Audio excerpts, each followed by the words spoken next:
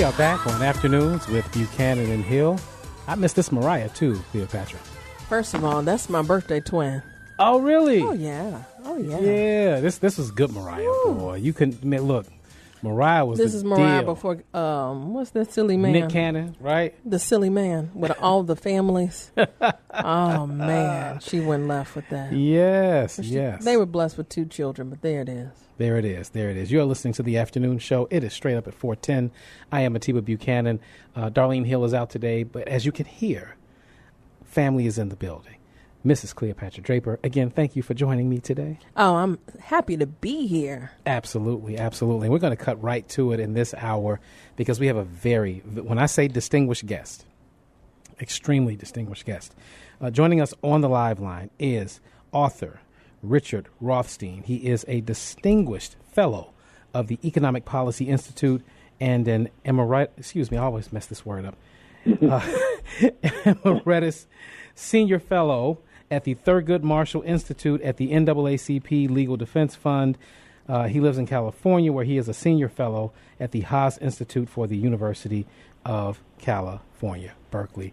Thank you so much for joining us, Mr. Rothstein. We are discussing your book, The Color of Law. Thank you. So we are so excited to talk about this this issue here. I think this book resonates across the country, but in particular, I think it resonates here in Chicago. So if I may take the liberty of asking the first question, I would love to ask, what distinctions about this book do you think are inherent or innate to the experience here that we've dealt with in segregation here in Chicago? Well, thank you. I have to say that Chicago is like every other metropolitan area in the country. We have a myth that the reason we're so segregated is because of private activity, businesses and banks redlining and people liking to live with the same race, that kind of thing. In reality, what the color of law is about is how the reason we're segregated is because of racially explicit policy by the federal, state, and local governments designed to ensure that African Americans and whites could not live near one another in any metropolitan area. Now, there are every community is a little bit different, and I actually lived in Chicago in the 1960s and 70s and saw this happening in front of my eyes. I had the privilege in the 1960s of being, when I was a young man, I was a research assistant at the Chicago Urban League. And one of the cases I worked on is a case that you may have heard of. It was a lawsuit that went all the way to the Supreme Court called the Gautreaux suit, named after the plaintiff, Dorothy Gautreaux, Gautreaux. And Dorothy Gautreaux was a public housing resident, and the civil rights suit against the Chicago Housing Authority and the Chicago City Council was about how both of those groups, the City Council and the Housing Authority, were placing public housing projects for white families in white neighborhoods and public housing projects for black families in black neighborhoods, creating segregation, which was much more intense than it had been before. So that's a kind of experience that I reached back into from my past in Chicago that helped me to write this book. Of course, there were many, many others from parts of the country all over, not just Chicago. But that's a particular incident in Chicago that inspired my writing. Absolutely. That is a very fascinating story. I've never heard white projects put together in a sentence before. Well, if you don't mind, let me say that when public housing was begun in the New Deal during the Roosevelt administration, it was mostly for whites. It was not for poor people. We had a depression, and there was a big housing shortage, and the first public housing projects in the country were built for families who could afford housing, but there was no housing available because nothing was being constructed in the Depression. And so this was the first public housing in the country. And during the New Deal, and everywhere that the federal government built it, it created segregation. including places where segregation wasn't previously known or not very well enforced. In my book, The Color of Law, I talk about, I'm sure your listeners know him well, the great African-American poet, novelist, playwright, Langston Hughes. He grew up, he tells in his autobiography that he grew up in an integrated downtown Cleveland neighborhood. That's not how we think of downtowns today. He said his best friend in high school was Polish. He said he dated a Jewish girl in high school. It was an integrated high school in an integrated neighborhood. The Public Works Administration, one of the first New Deal agencies, went into that neighborhood of Cleveland where Langston Hughes had lived, demolished housing, and built two separate projects, one for African Americans, one for whites, creating segregation in a neighborhood where it hadn't previously existed, and then with other public housing projects elsewhere in the city, reinforced segregation with other segregated public housing projects. So this was a nationwide phenomenon. I just learned about it, and I'm lucky I remembered about it from so long ago when I worked on this case in Chicago. That is, again, fascinating is the only word I can think of, because a lot of this, I'm sure for some of our listeners, is new ground. Let me ask you this, because you talk about myth busting, and I would want to know who benefits from perpetuating the idea that segregation was de facto and not de jure. Well, if we believe that segregation was de facto, that it was just created by private businesses, maybe by bigoted landlords or homeowners who wouldn't sell to African Americans in white neighborhoods, or maybe just because people like to live with each other at the same rate, all these accidental things, it's easier for us to think if it happened by accident, then it can only unhappen by accident. If it happened by private activity, it can only unhappen if private actors decide to do something on their own. Once we understand that the segregation and inequality that we have in this country, really we're an apartheid society, that the segregation and inequality we have in this society was created by government. It was unconstitutional. It was a violation of the 13th and 14th Amendments to the Constitution. It was unlawful. It was a violation of the Civil Rights Act going back all the way to 1866. Once we understand that the segregation that we see all around us and that results in so much inequality, not just in housing, but in health and in criminal justice and in education, once we understand that this is an unconstitutional system, then if we take our responsibilities as Americans seriously, we have an obligation to remedy it. If it's an unconstitutional system, we need remedies. So it's a very, very important understanding. It creates an obligation on all of our parts.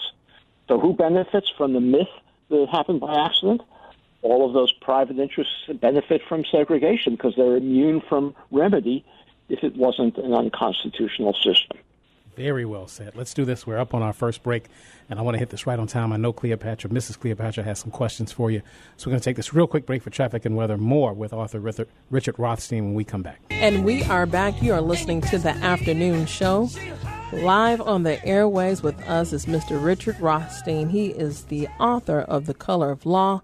And I have the privilege to ask you a question. I am smitten first and foremost because I read this book in graduate school. I came out of Jane Addams at UIC. And the fact that I'm talking to you is just amazing. So hat off to my colleague here for securing this wonderful opportunity to clear the air about what's real. And what is real is that I agree with you. I mean, of course, this has legs, teeth, and has rooted and reared its ugly head in terms of prohibiting people of color, black folks, and others from actually securing housing, so much so that I was sharing with Atiba off air just the gridlock from Chicago Housing Authority to develop and build to, opting to actually take the sanctions, the penalties of not incorporating mixed income into newly renovated or newly built entities is another example of what you're speaking so brilliantly of in your work. I wanted to ask specifically when we look at subsidies, as new developments do come, I rarely hear of spaces where black developers enter into the circle to develop or even are eligible or rewarded subsidies to develop. I wanted to talk about that practice because I'm linking it to another arm of the systemic gridlock to welcome the opportunities of people of color, black or whomever, brown, to even enter the space to be a part of the arena, to add housing opportunities.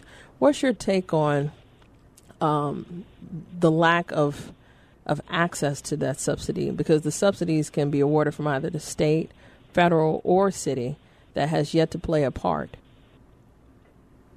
Well, thank you. As you may know, I wrote with my daughter, who is more of a housing expert than I am. I know the history that I described to you a few minutes ago. Mm-hmm. My daughter, Leah, is a housing expert. So I wrote a sequel to The Color of Law, a new book called Just Action. And in this new book, Just Action, we have a chapter in which we call on racial justice advocates to be a little bit courageous in not taking the Supreme Court as the last word on what we can and can't do. As you know, the Supreme Court is on really a terror campaign to prohibit the kinds of remedies that are constitutionally required to redress segregation.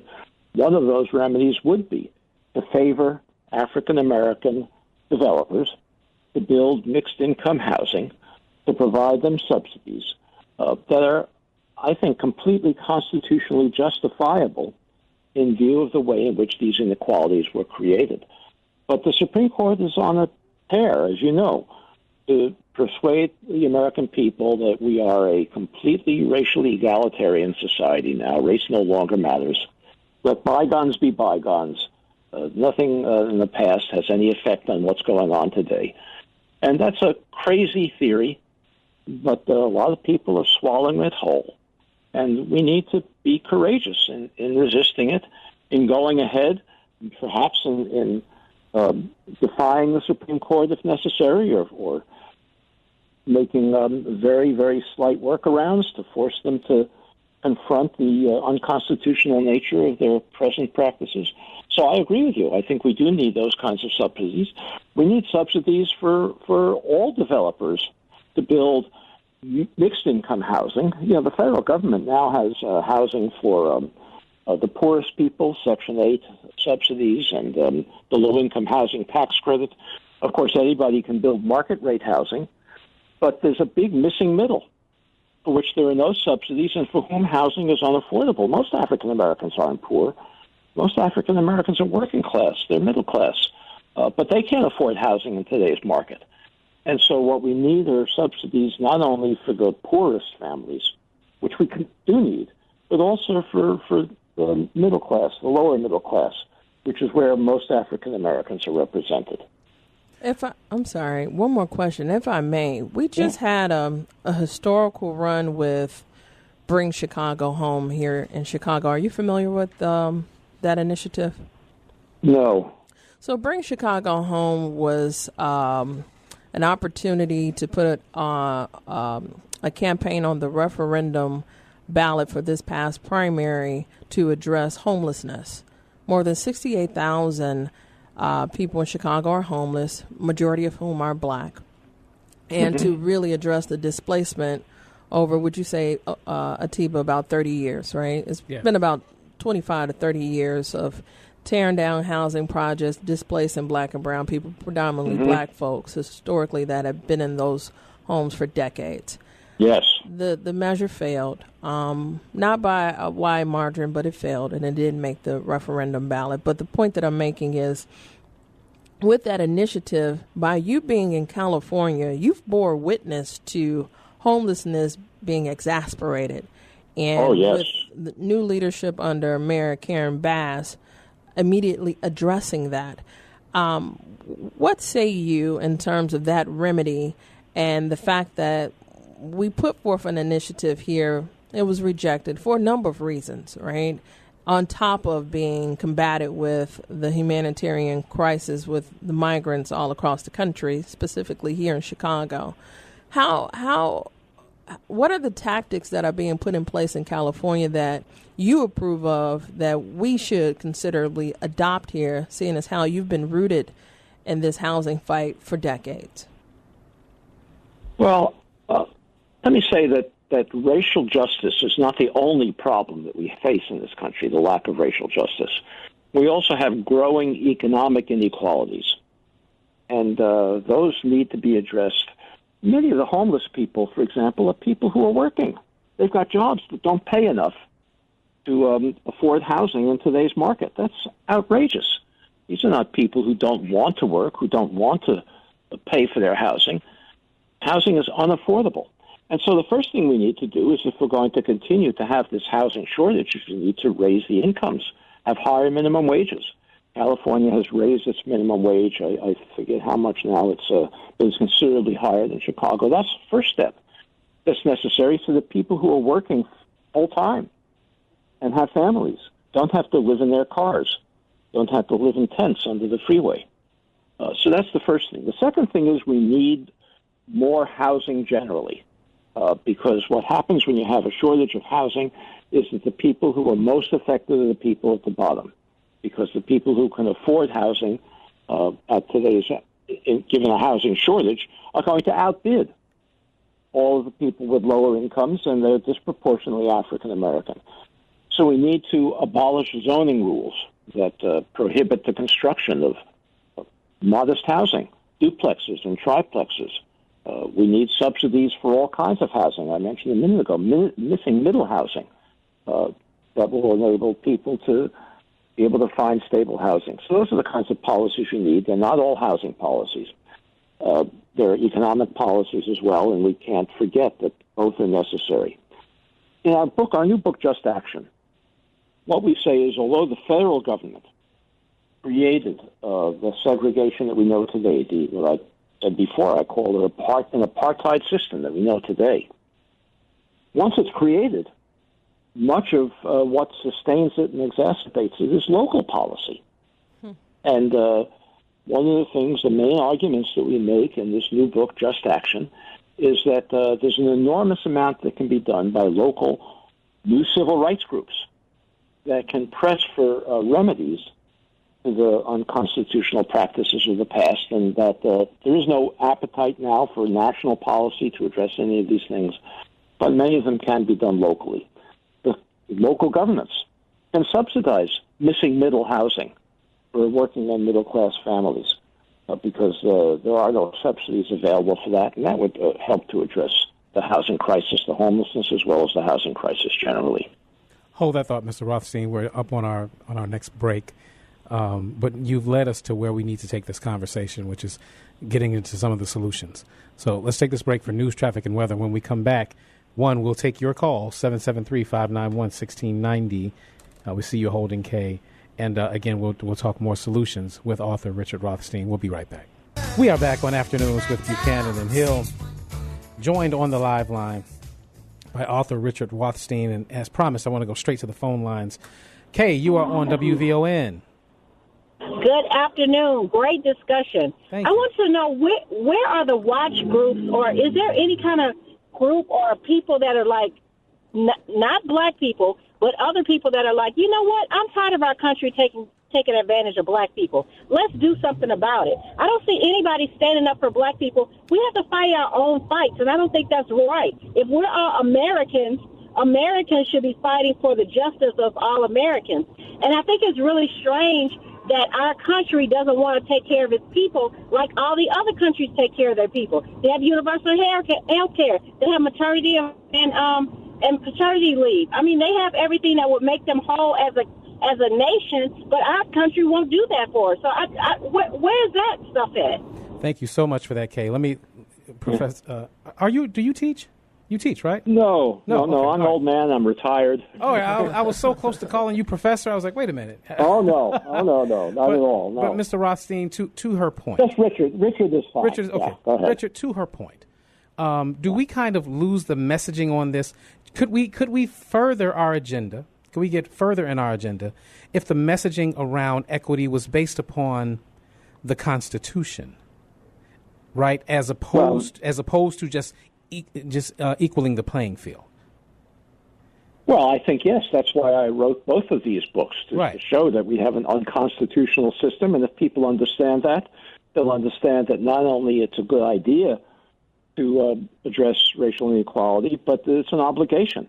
But let me answer the questioner's comment. In 2020, there were 20 million Americans who demonstrated for Black Lives Matter. Mm-hmm. They weren't all black, these demonstrators. They were white and black. In fact, there were probably more whites in those demonstrations than there were African Americans, simply because there were demonstrations all over the country, in suburban areas as well as in urban ones. There were middle-class people as well as lower-income people participating. 20 million. That was the biggest single outpouring of support for racial justice in this country's history. And then when those demonstrations were over, the participants went home. They put Black Lives Matter signs on their lawns or in their windows, and that was the end of it.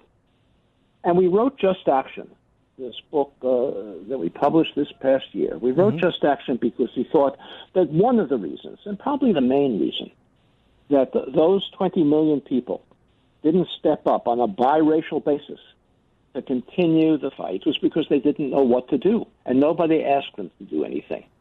And so what we say in the book, Just Action, is that we need to organize a new activist civil rights movement that's biracial, multi-ethnic, and that can create the kinds of campaigns that we used to create, not just sitting around and writing position papers, but the kinds of campaigns that can force the institutions of this society to take actions that are going to redress segregation. We think the potential is there. What is not happening is we're not organizing those activist movements. We're sitting around writing position papers, writing articles, complaining about it, but not doing anything about it. Indeed. And in Just Action, let me just finish. In Just Action, the book, we have dozens and dozens of policies and programs that can be pursued at a local level by concerned groups, biracial, multi-ethnic, to force change that's going to make a real impact on the inequality and segregation of the society. All right, so there's two books everybody needs to get. The Color of Law, and then the sequel, Just Action. Right? Yeah. All right, excellent. Yeah. Let's get back to the phone lines. We got Mike M. Thank you for calling, Mike. Yes, thank you for having this author on, and excellent work, I would say, he's done, because I never heard of either one of the books, but I did come across the statistics of housing here in America. Not talking about black folks, but America, all folks. Anywhere from 60 to 70% below the standard level of housing. They didn't ever identify what the standard is, level of housing market that we should have. And so when I looked at that and thought about it, that's relating to what he's saying. Our leaders, they're very instrumental, all our presidents in the past, black ones and white ones, in it being a shortage of 60 to 70%. Come on, let us wake the hell up and understand that they are keeping it like that so to keep the price up. That's what a realtor told me. And so, but what is that doing for the other folks that need housing and want housing and halfway can afford it, but the price is getting jacked up where they can't afford it? Thank you so much for that call, Mike, and we appreciate that. We've got about 2 minutes left, Mr. Rothstein, before I know you got to get going. And in that time, I'd like to give you the floor to maybe talk about, again, some of the other remedies that you've outlined in your book, Just Action. Sure. I'll just give you a couple of examples. We've got dozens of them in the book. Here's one. I don't know how many of your listeners know that one reason that African Americans can't buy housing is because we have a discriminatory credit scoring system. When you apply for a mortgage, whether you can get that mortgage depends on how good your credit is. And your credit score is based on how faithfully you've paid loans in the past. Well, our credit scoring system nationwide, doesn't say it's prejudiced against African Americans, but it's discriminatory in effect because it counts towards your credit score whether you've had a mortgage in the past and paid your mortgage payments every month faithfully. It doesn't count your rent payments. If you've paid rent your entire life and never missed a rental payment, you get no credit in your credit score. The result is that whites are more likely to have a high credit score than African Americans, not because they're better risks, but because the way the system is set up doesn't count the kind because of they're credit. more likely to be approved for a mortgage. Correct. That's right. They're more likely because they've had mortgages in the past. 70% of white households own their own homes. Only 40% of African Americans do so. So their whites are more likely to have mortgages in the past. Well, that's something that can be addressed locally. Your local banks, your credit unions can begin to take account of rent payments in assessing your eligibility for mortgage. And if they did that, many more African Americans would be able to get into the housing market than they are today. So that's one example of a policy. Another example of a policy is, I think I mentioned before, is subsidies for missing middle-income housing. Once we abolish zoning laws that prohibit anything from single-family homes on large lot sizes to be built in these all-white neighborhoods that were created as all white by the federal government on a racially explicit basis. Once we abolish those zoning laws, we're going to need housing that is affordable to middle-income, working-class families. Duplexes, triplexes, houses on smaller lots. You can subdivide a lot. Some of these neighborhoods have lots that are so large, required, that they're guaranteed to exclude working families, and in particular African Americans. That's another purely local policy that can be enacted. So there's so many things that we can do locally in order to redress segregation that don't require the federal government. If only we, and you'll excuse me, we get off our duffs and start to organize and go out and find those 20 million people and get them to start to take action to redress segregation. And that's what the second book, Just Action, is about. Richard Rothstein, thank you so much for taking time out to join us on today to talk about this very, very important and sensitive issue. We also want to take a moment to thank you for your steadfast work through the decades. Absolutely. In educating the public on what's happening and what we can do. Where can people buy the books? Well, they can buy it at any bookstore or any online at I don't promote Amazon, but they can, anything like that, Barnes & Noble, Amazon, any bookseller. It's everywhere. It's out there.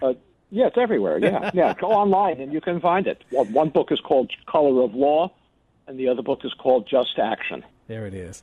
Thank you, sir. You have been a delight today. We really appreciate your time.